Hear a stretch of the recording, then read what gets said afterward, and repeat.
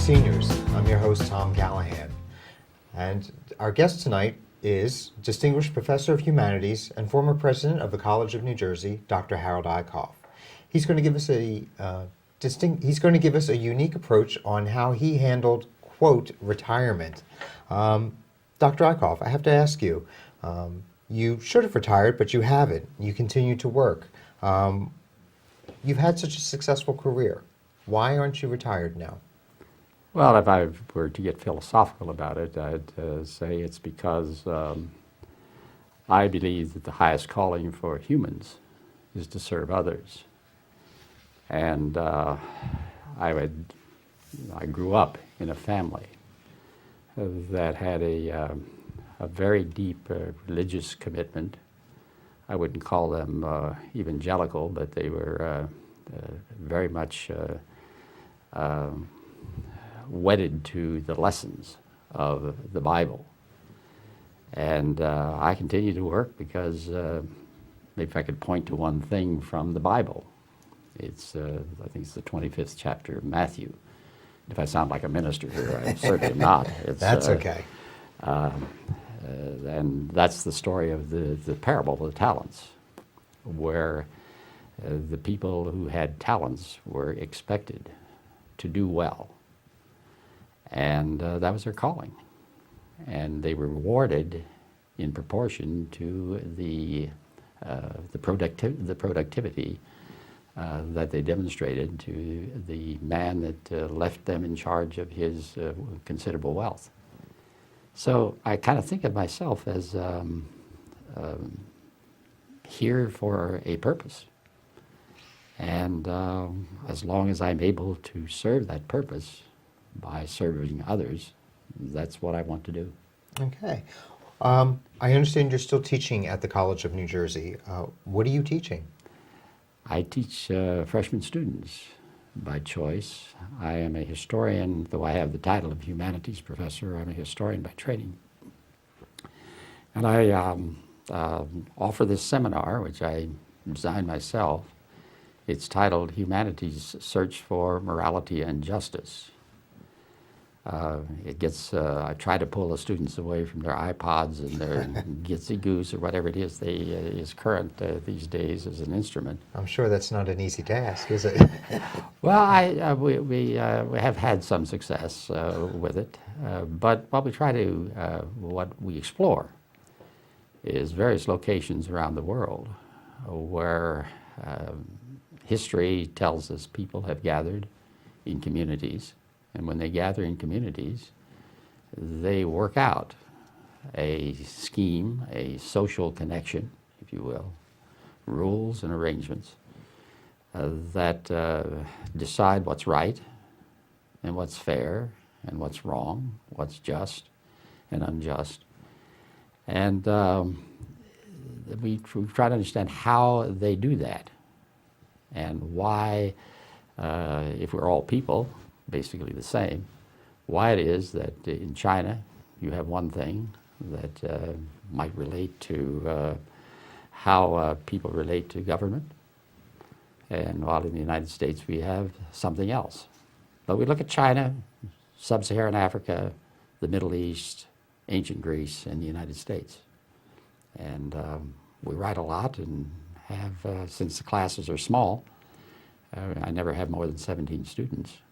It's intensive discussion, and I think we all come away a little better equipped to be better people. That's quite an undertaking for a freshman to be starting their college career with that type of a class.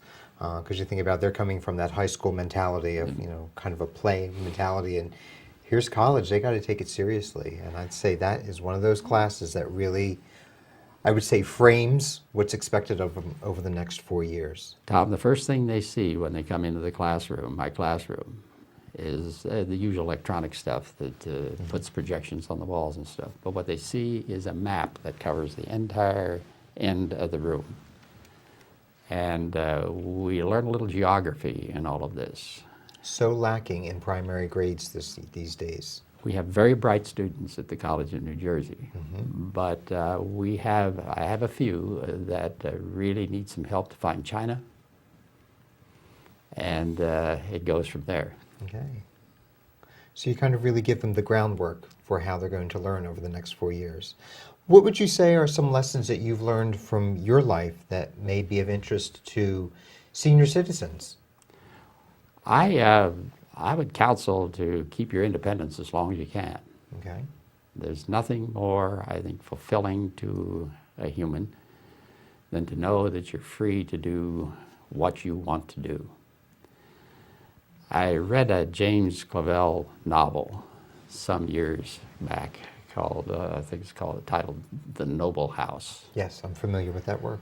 Okay, in there's a character, a precocious female executive named Casey something. Yes.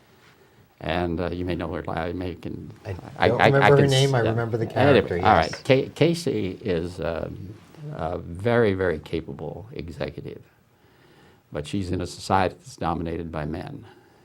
And but she makes a lot of money, and she puts some money aside. For every time she makes a lot of money, she puts some money aside. And when she was asked once why she did that, her response was, "That's my go-to-hell money." And when asked what that meant was, she said, "Someday I'm going to be fed up to here living with all of this nonsense, and I'm going to go to my boss and I'm going to say, 'Go to hell,' and walk out the door, and I'm going to have enough money to live independently." So do you have a Go to Hell fund? I kind of think of it that way, yes, and it is a good feeling. I'm sure it is. You've had a long and distinguished career. What would you say was the most interesting assignment you've had over that career? I'd like to, if I could, maybe pick two. Sure. Briefly put, between my retirement as president and my going into the classroom, I took a year off, and I was invited by the Commissioner of Education in the United Arab Emirates, the nephew of the reigning monarch. Most of the people in power are related one way or another. He's a wonderful man who had a vision of the future of the United Arab Emirates without oil. Because he said to me, in 100 years, the oil will probably run out. Okay. And he said, "Then what will we do? We're a small country."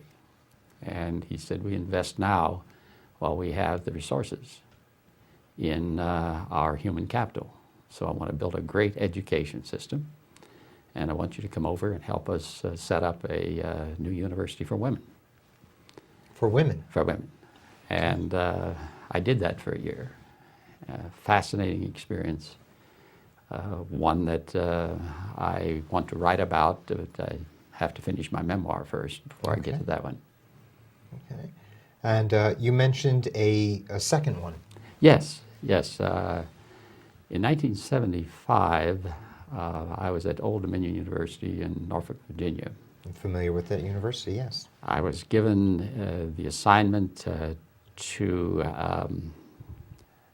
work with the authorities, the appropriate authorities, to effect a contract with the Shah of Iran to build a naval academy. And most people who heard about the project thought it was the most insane thing that anybody could ever embark on. And you said this was in 1975? Yes, Okay. 1975. For those who know the history of Iran and the America's relationship with that, the Shah was, unbeknownst to us at the time, was in a lot of trouble. We knew he was in trouble, but he was always in some kind of trouble. Yes. And but he had this vision of becoming the military power in the Middle East, and that required him to have a quality navy. So he wanted to build a naval academy, and we became, Old Dominion University became a competitor with George Washington University and the University of Southern California for that contract. And we Those wanted, were some big competitors. yes. And we had the usual excitement of an intrigue and who knows who. And fortunately, we had, among others of our assets, we were closest to the world's greatest naval port in Norfolk. And the second thing was we had an admiral, a retired admiral, on our board who knew all the old boys, and I don't say that disparagingly, but he could call somebody and he'd get an answer to his phone call. Unhappily, the whole thing fell amok because the Shah was thrown out of his throne, fled for his life, and the whole thing went down the tubes, and the Islamic Revolution took over. Well, it's So it kind came of to good naught. that did come to naught, because that could have been used against us. Maybe. But that's fascinating. Yeah, it took us into what I like to think of as the corridors of power, where I sat with the Vice Chief of Naval Operations in Washington, and he talked in code about what our aspirations were for the development of the military forces in the Middle East. And when we left, the admiral who was on our board, Joe Yan, as we walked, I said to him, "Joe, what did he say?"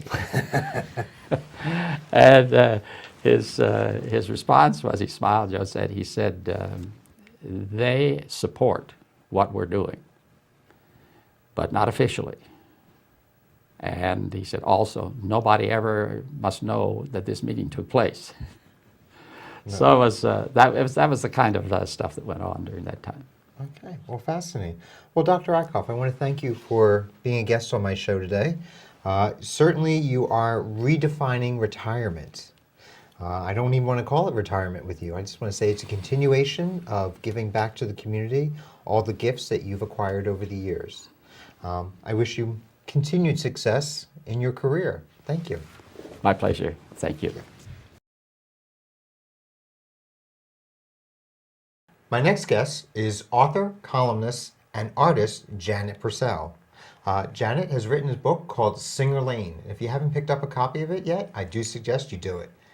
Jan, tell me about, what was your inspiration for this novel?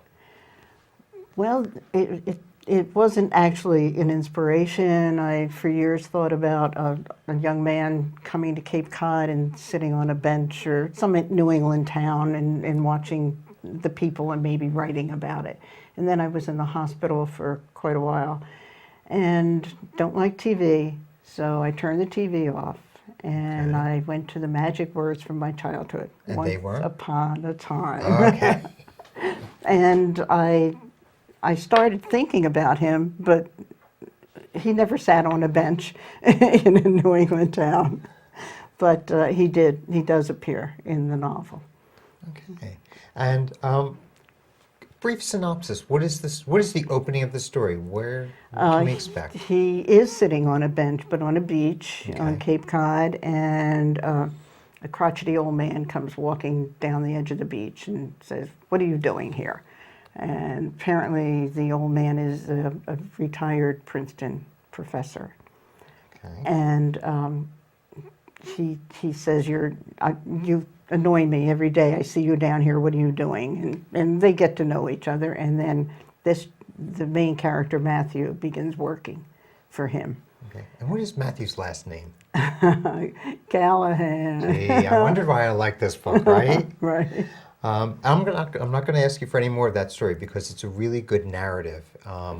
I found it very engaging. I read it when I was taking a trip to Chicago for a conference. I was reading it on the plane out, and before I knew it, the flight was over, and I was reading it on the flight back, and that's where I finished it. In fact, Jan, as soon as I got off the flight, Jan, you got some emails from me Yes, saying, I did. what are you doing? And Yeah. she responded very well to them, but I was like, I also compared your writing to Wally Lamb, and I really like the way the story flows, the way that there's a story even within the story. And how long did it take you to write this book? It took about a year to write the first draft, and I did about 12 drafts, I think. Wow. Yeah. So another long time after long that, too. And what kept pushing you to write it? What was your, I got to know the characters okay, and to enjoy being with them and have them tell me their stories, and that is how it happens.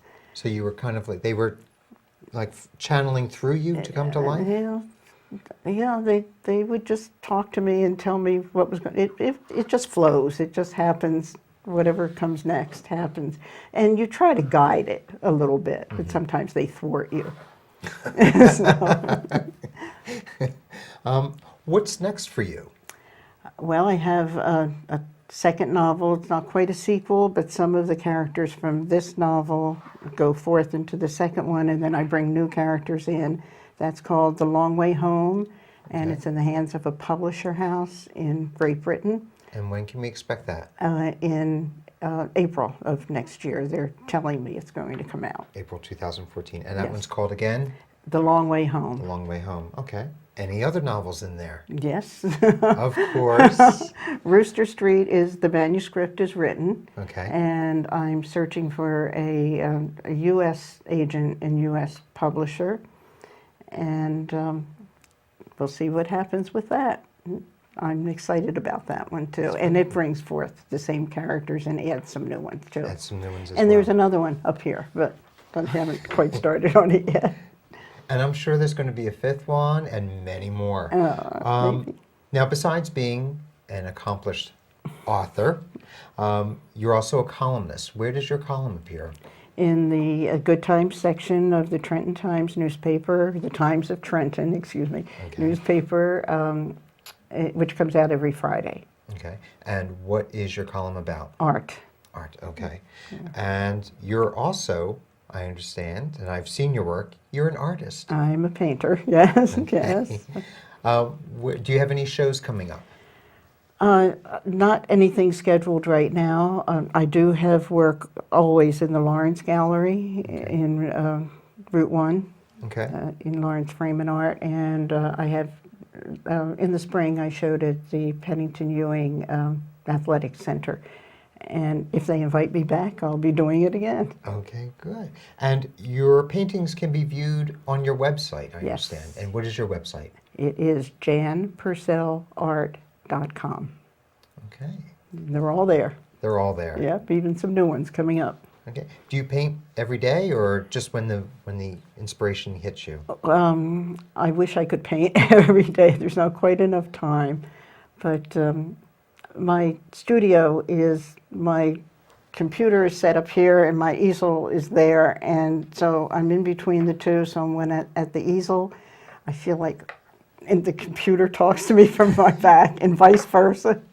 So I do as much as I can. Okay. Now, the picture on the front of the novel, is that one of yours? Yes, It is. yes, it is. Is all of your artwork going to be, is all of your novel covers going to be original artwork by you? Well, the Long Way Home that they're doing in Great Britain, they like to use their own artists, Okay. but they asked me maybe for a sketch to guide their artist or whatever. I wish they'd let me do it, but that's not their policy. Okay. Where can our viewers find your book? On my website or any bookstore can order it, any of the big or even independent bookstores, and Amazon.com. Okay, and you said on your website, and your website is again? It is janpurcellart.com. Okay, well, good. Well, Jan, I'd like to thank you for being a guest on Only Seniors. You're definitely showing that just because you get to be over the age of 39, you don't have to slow down. And you're showing that there is life in a second career, because I know your first career was in... I was the secretary. I was the legal secretary for a while, and then I conducted, when I had children, I conducted my own at-home secretarial service where I had clients and went out and did work for them. So you finished that part of your life, and you let the artist come out. Yes. Well, I'm so glad you did. Again, the name of the book is called Singer Lane. You can get it at www.janpurcell.com, janpurcellart.com, Yes. as well as on Amazon, and any local bookstore can order it. Yes. Jan, thank you for being a guest Oh, on Only Seniors. Thanks for having me. On today's show, we met two people who have decided that they're going to redefine what retirement means. In fact, one person isn't even defining retirement, he's still working. It just goes to show you that just because you're not collecting a regular paycheck from a company anymore doesn't mean that life stops. It means that life goes on. There's an encore career, as we witnessed with Janet Purcell. She's decided to express her artistic side in not only her book, but in her column and in her artwork. We've got Dr. Harold Eickhoff, who continues to inspire future generations at the College of New Jersey. And he certainly has a wealth of information to impart upon them. I'm Tom Callahan. This is Only Seniors. And remember, smart aging never gets old.